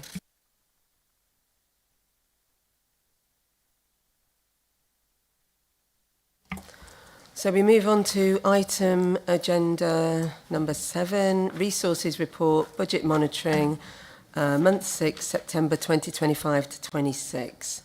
Do I have a proposer for this? I propose recommendations set out in paragraphs 1A to G of the report. And I second that recommendation. So I invite Councillor Wharton to speak on this matter. Thank you. Thank you, Chair. This report is obviously a backwards look at the financial position of the Council as at 30th of September. It does highlight the continuing financial pressures facing the Council, specifically around children's and adult services, with a combined forecast overspend of circa £16 million. And you've heard from the Director of Adult Services earlier this morning on some of the issues that are driving this. This position has been masked to a degree by underspends in corporate activities, predominantly around financing charges resulting from borrowing for the capital programme. I do need to emphasise, however, this is in the main down to slippage in the programme, so it's not a true underspend, it's more down to slippage. I'd like to take this opportunity also to highlight the progress this administration is making or beginning to make in the long road back towards financial resilience. And we started by tidying some of the balance sheet up, and in paragraphs 68 to 73, we identify some specific reserves that have been held on the balance sheet for some time, which have been deemed to be no longer required. And so we're now moving circa £6 million of those reserves into the risk reserve, thus bolstering, at least to a small degree, the financial resilience of the council. Thank you, Councillor Wharton. Do we have any Cabinet member questions? No? Do we have any councillor questions? Just one, Councillor Kent. It was just picking up on what Councillor Wharton said about the overspending adults and children. Have you got an opinion of what you can do about it? Or certainly on the children's side, we have already taken some action, and we've come up with a scheme which I'll actually invite Councillor Bowen to describe in more detail to try to get a hold of the overspend. So I'll pass to Councillor Bowen, and he can explain in some detail what we're doing on the children's side. Thank you, Councillor Wharton. The reason for the overspend in children's is actually pretty simple. Since COVID, the demand for children's services has basically gone through the roof, with more and more children needing to be cared for by us. It's a statutory responsibility, so we have to meet that. At the same time, over the last 3 years, Children's Services faced cuts to its budget, so the budget has gone down. Roughly a third of the cuts made to the council's expenditure has been from Children's Services. So at exactly the same time as demand, a statutory requirement that has to be met, the budget was cut. The main reason, in terms of those, in terms of the overspend, is the number of children in residential care. So, as services were cut, or funding was cut, one of the key impacts on children's services was our ability to care for the children in-house. So, for example, this has been talked about previously, the number of foster carers was impacted, not least in part by the fact that their pay was frozen for 3 years. So to address that and to start to bring down the number of children in these very expensive external placements, the biggest transformation of the fostering service has now been launched since the 1st of November. Big increase in the fostering fee that's been publicised. Huge change to the structure so that we can properly support our foster carers, and various other changes taking place around the service. We've already started working on phase 2. So one of the big areas that we will now see work going on over the next 3 to 6 months is what I call the therapeutic sector. So what that is the number of children who in residential care have very complex needs. Now, the only way to bring them out of residential into a stable family home is to put in a really significant package of support around that, therapeutic support. We've got a little bit of that. We've got a few homes that can provide that, but we need to dramatically increase that. So over the next 3 to 6 months, there's going to be a lot of work building our in-house capacity for those therapeutic homes, and actually we're going to be working with the independent and private sector to increase capacity there. As that starts to kick in, we will have the intention and the aim, and I'm confident that we will have more and more children coming out of very, very expensive placement homes, children's homes, back into stable family homes, and that should have a significant impact on the overspend. However, as is the nature of a statutory service, part of that will depend on the level of demand, which, if it keeps going up and up, then even the best service will be challenged. Thank you, Councillor Bowen. Councillor Jenkins? Thank you, Chair, and thank you, Justin. Just following on from that, obviously looking at one of the key kind of pressures we've got in terms of children in residential care. I mean, the numbers are massive. It said that additional 7 children will cost around about over 2.5 million per year.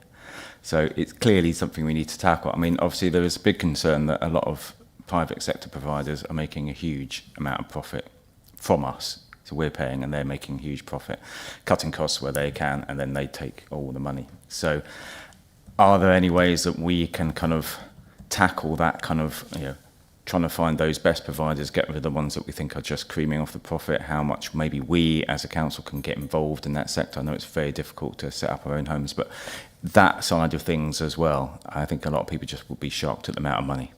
Thank you. Phil, did you want to come back on that?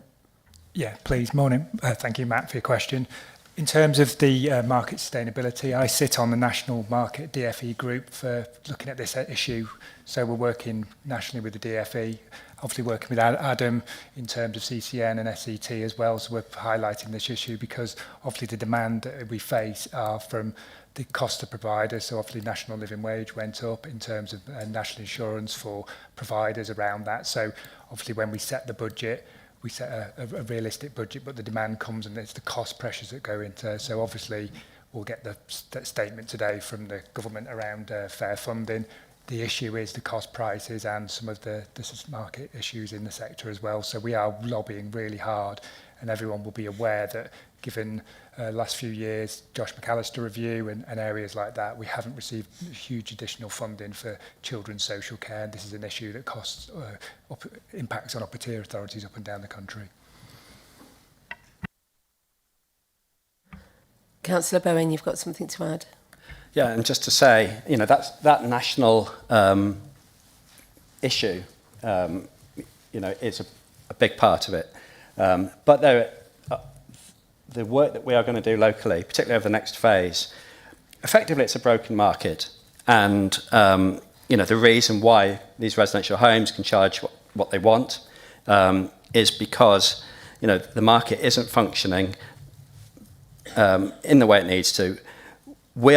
Our aim is to disrupt that market locally. So, yes, we need the national changes to take place, but I think the next phase that we're going to be working on is effectively to do whatever we can within Worcestershire to fix that market locally, and actually building our own therapeutic capacity is going to be a key part of that. Okay, thank you. We've got Councillor Hardman. A comparatively quick question, hopefully. Councillor Byrne referred to cuts in children's services. I mean, as far as I remember, the budget in children's services has pretty relentlessly expanded every year. But what it hasn't been able to do is to keep pace with the demand. And that led to some movement from the prevention agenda to absolutely address the need on the very front line. So I'm slightly surprised to see transfers in Table 6 in paragraph 73 of children revenue grants to the General Reserve, which strikes me as being an odd manoeuvre. Now, I have to say, I can't think quite what a children's revenue grant of £2 million is, but it would seem to be working contra to exactly what was suggested earlier. Is it misnamed, or am I completely up the pole? Thank you for that, Councillor Hardman. I'll invite Phil Rook, our 151 Finance Officer. Thank you, Adrian. I'll explain that. So we've done a review. I've done a review of all specific reserves. This is an uncommitted reserve. The children's revenue grant that you referred to, we used to have the Troubled Families programme, so we got performance reward grant, and obviously That was a one-off grant, so that was sat in the reserves.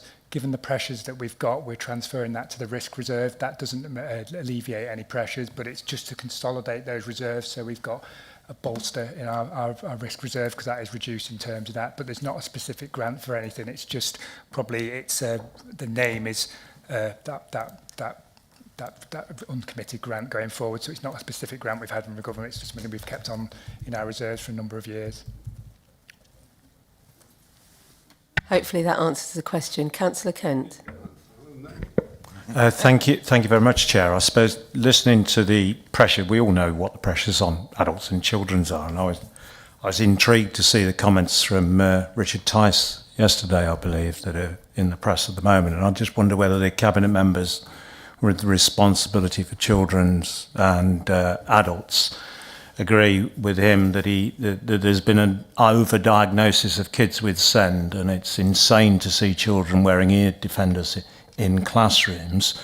Also suggesting that some parents were trying to make money through the SEND system, and he said middle-class families were playing the game by allegedly trying to save VAT on private school fees by getting an exemption through SEND, and he also complained other families were qualifying for a mobility vehicle which sits on the drive whilst you demand a taxi to pick up your child and take it to school. Does our Cabinet members agree with that, or are we going to see changes within Worcestershire based on that national view, or am I barking at the wrong tree here and really this isn't resembling what we're going to see as policy in Worcestershire? Thank you for that question, Councillor Kent. I think we're discussing finance here and not that sort of specific detail, but I will pass over to Councillor Bowen because I know he wants to add something on that. It was simply to say I was in Corporate Parenting Board yesterday afternoon, so I haven't seen those comments. It's not something that we've got any plans for in Worcestershire. It sounds like a national issue. I'm focused on what we're doing in Worcestershire, so I'll leave it at that. Councillor Foster would like to contribute. Yeah, I think there's a significant relevance to the white paper that's been put forward into next year, another government kick of the can down the road. I think that's what Richard Tice is referring to. But as regards the ear defenders, that was just an off-the-cuff remark he made to a question afterwards, and that certainly wouldn't be a policy the Reform Cabinet would be supporting. Thank you, Chair. Thank you, Councillor Foster. Yeah, I think it does open it to a wider debate, and I think it could be brought to another meeting other than this one, but thank you. So unless we have any more questions, I think we ask Councillor Wharton if you've got anything to sum up there, or do we move it forward to the recommendation? Okay, I think we'll move this forward to ask Cabinet if we agree on the recommendations. Thank you. And that is in paragraph 1A to G. Okay, agenda item number 8, Treasury Management Mid-Year Update. I think we have a proposer. I think it's Councillor Wharton again. Yeah, I do. Move the recommendations, paragraph 1A and B of the report. Okay, do we have a seconder on this one? Yes, Chair, I second the recommendations. Okay, Councillor Wharton, would you like to have something to say on this? Yes, I would like to have something to say, but firstly I'd like to invite the Section 151 officer to give a brief overview of the report, because as members of the Cabinet and others can see, it's a very technical report. So over to you, Phil. Thank you. Good morning, everybody. This report's the mid-year report, and obviously through the Treasury Management Code of Practice, we have to do an annual Treasury Management Strategy, which is approved by Council in February. This is the mid-year report, and then we do an annual report, which is the outturn of that position. So this today, you've got that mid-year report, which highlights the issues that we've got and where we are with our Treasury Management Strategy. It's got an economic view for the first part of the year, a review of the investment portfolio, a review of the borrowing strategy, and our compliance with the Treasury Management and Prudential limits for 25-26. I'll just touch on the investment portfolio in terms of where we are at the moment. Our funds are in money market funds. We've got balance at the end of September of 57.5 million. pretty much similar to where we were at the end of the financial year. And obviously our rates are making sure we have security and liquidity before yield in terms of that position. The report goes on to say around the borrowing strategy in terms of where we are. So at the end of September, we had debt of 610 million and obviously forecast to rise at the end of the financial year in terms of that area.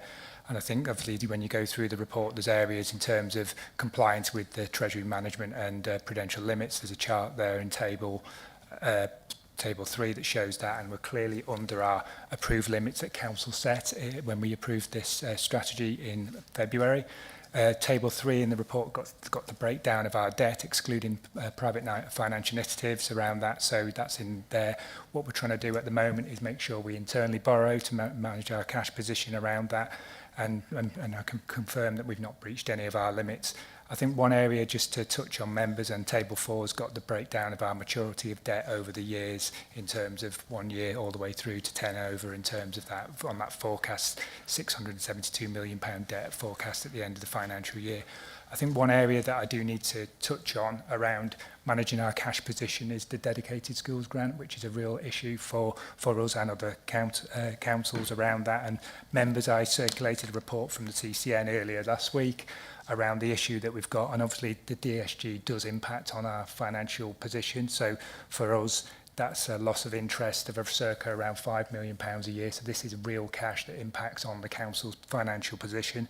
And when you look at that report as well, the high needs deficit will rise to 17.8 billion for all county councils, or all councils in the country by the end of 28-29, and 10 billion of that is for CCN authorities and unitary authorities. So you can see the scale, then the impact that this has in terms of that moving forward. So obviously that's a position that we have to be mindful of, because obviously this will impact on our financial position going forward, and we are servicing this debt.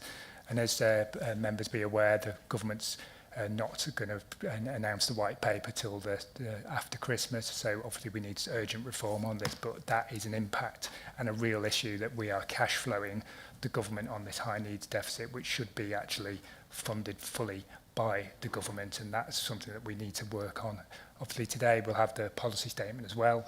We'll see what comes with that. The government did publish the DSG for last year, but they've not published the high needs allocations at this point in time, so we'll wait and see what happens in terms of that. So this is a real impact that impacts on the financial position of the authority in terms of that, but happy to take questions, but I can confirm we've not breached anything, and we're in compliant with our debt at the moment. Thank you. Thank you, Phil. Have we got any more questions from Cabinet? No. Okay. Councillor Hardman. Thanks very much. I mean, you're quite right, Phil, to raise questions tables 3 and 4, because table 4 clearly shows that 38% of our debt is going to have to be either repaid or refinanced over the next 2 years. Does your medium... I'm making this into a question, I'm getting that. You've given me that look. Does your medium-term financial plan allow for the possible increase or possible decrease of the interest rate that we're going to be charged and the effect that's going to have? Because I can see scenarios where we might have to refinance at much higher rates, depending on the budget, the stability of the government. The bond market keeps growling at the government, but the government doesn't pay much attention, in my view. Or you could see the Bank of England win through and another 3 interest rate cuts. So basically what I'm saying is, who'd be a Treasury manager at the moment? Quite agree. And I had I had a morning with our Treasury management advisors on Tuesday around that. So what we're looking at is to manage the cash position and obviously that maturity of debt. And obviously the forecast is there's going to be a interest rate cut, obviously soon, because obviously the last MPC meeting was that the government had a rate, but we'll manage that position very carefully. And at the moment we are managing our cash position, so we will look to do short-term loans until we actually go and refinance in the market. But obviously the pressure that we have on our dedicated school grant manage it sort of impacts on our headroom going forward. So we've got to do a longer term strategy and obviously get the best rates we can in terms of that, because we have got a good history of making sure that our debt is, the rates that we've got on average is about 3.8%. But obviously the rates now on PWB are a lot higher. So obviously locking in those rates, we've got to be really careful, and that be a managed strategy that we go forward into our medium term financial plan. Thank you for that. Councillor Wharton?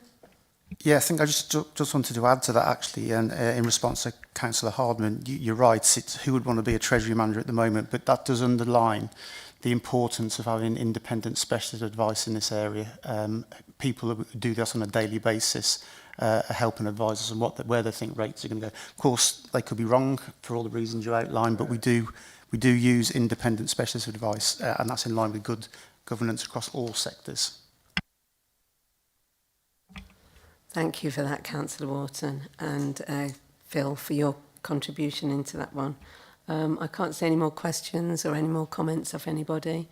So if we can move to the recommendation and agreement set out in paragraph 1A to B. Is everybody agreed? Okay, thank you for that. That's agreed.